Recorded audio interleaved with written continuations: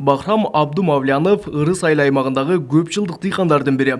Ал өткөн жылдын күз мезгилинде айдатып, даярдап койгон жерине картошка эгүүдө. Kartoshkani sorti Algeriya. Bu yaxshi nav bo'ladi, tez pishadi. Bozor suvishi nimasi ham yaxshi. Mana kartoshkalar xudo xolasa 1-2 oydan keyin chiqib qoladi. 10-15 kundan keyin chopamiz, yana bir mehnati bor buni ancha.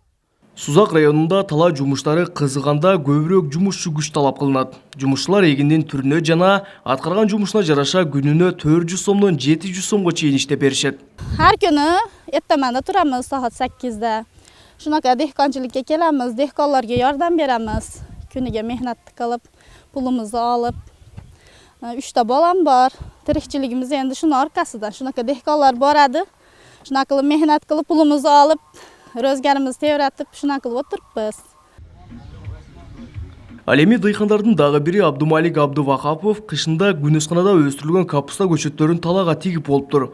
Басай деп аталган капустанын бул түрүн 6 жылдан бери өстүрөм деген дыйкан буларга токтолду. Бул подпленка эккенибиздин себеби тышкарыда азыр 10 градус, 15 градус ысык, подпленканын тагында 20 градуска чейин ысык болот. Бул түшүмдү эртерээк пишкенге жардам берет подпленка. И мына немдикти ham сактап турат. Жалал Абад облусунун Ырыс айыл аймагында жашылча жемиштер көп өстүрүлөт. Тагыраагы аталган аймактын 80% жашоочусу дыйканчылык менен кирешет алат. Учурда дыйкандар иштетчү 5100 гектар айдоо аянты бар.